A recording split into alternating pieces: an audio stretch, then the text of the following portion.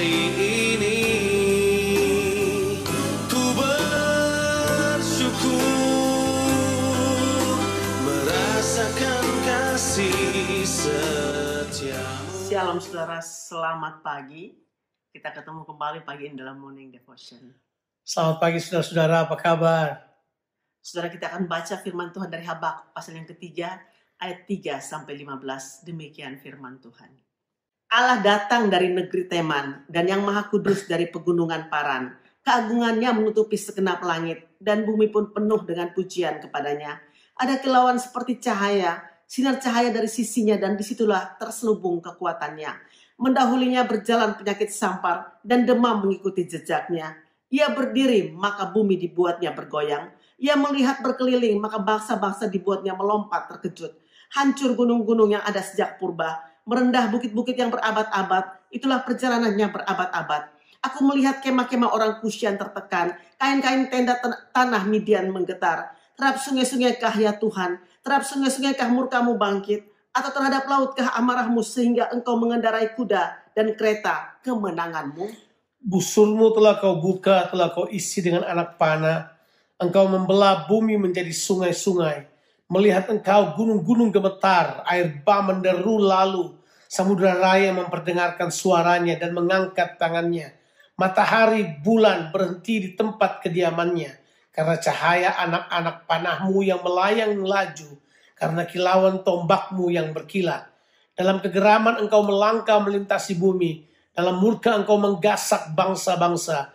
Engkau berjalan maju untuk menyelamatkan umatmu. Untuk menyelamatkan orang yang kau urapi. Engkau meremukkan bagian atas rumah orang-orang fasik. Dan kau buka dasarnya sampai batu yang penghabisan. Engkau menusuk dengan anak panahnya sendiri. Kepala laskarnya yang mengamuk untuk menyerahkan aku dengan sorak-sorai. Seolah-olah mereka menelan orang-orang tertindas secara tersembunyi. Dengan kudamu engkau menginjak laut. Timbunan air yang membuih. Saudara, dalam pembacaan ini Habakuk menyatakan pujian pengagungannya lewat puisi kepada Tuhan. Pengungkapan semua perasaan dan pujian yang melimpah.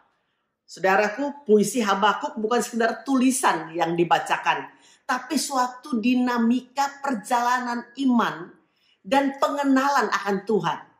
Pengenalan akan Tuhan itu baik dalam hubungannya dengan sejarah Israel sebagai suatu umat perjanjian maupun dalam hubungan dengan pengalaman pribadi daripada Nabi Habakuk sendiri.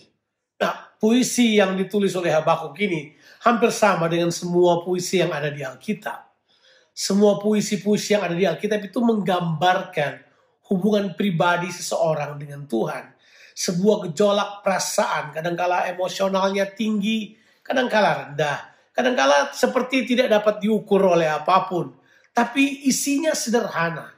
Puisi Habakuk ini berbicara tentang bagaimana dia melihat Tuhan menurut kacamatanya dia.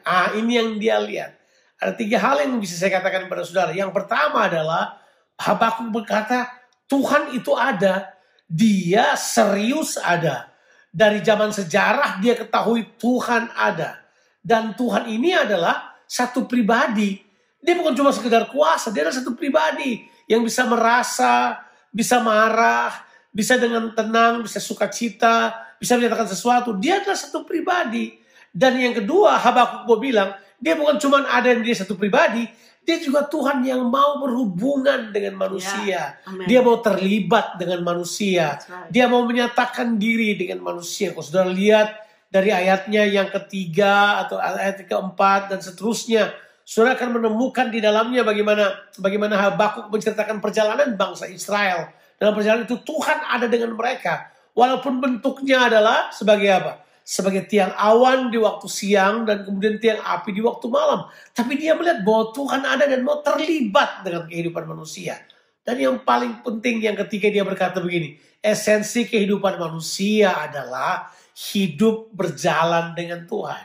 Atau kalau saya ganti dengan bahasa yang kita sudah sering dengar bahwa esensi hidup manusia adalah disertai oleh Tuhan.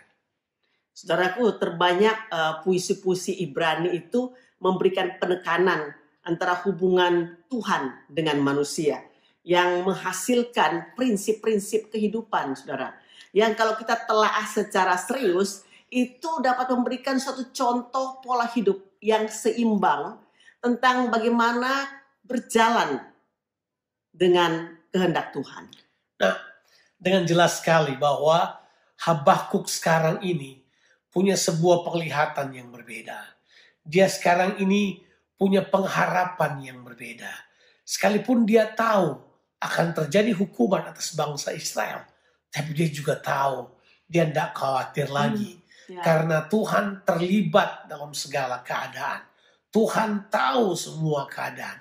Dan kalau Tuhan melakukan hukuman, Tuhan melakukan apapun, dia melakukannya karena dia adalah Allah yang mengasihi dan adalah Tuhan yang benar. Saudaraku, mari kita izinkan Tuhan terlibat dalam seluruh eksistensi kehidupan kita. Karena kita tahu bahwa hidup kita bukan milik kita, tapi hidup kita ini adalah miliknya Tuhan. Tuhan Yesus memberkati saudara sekalian. Amin.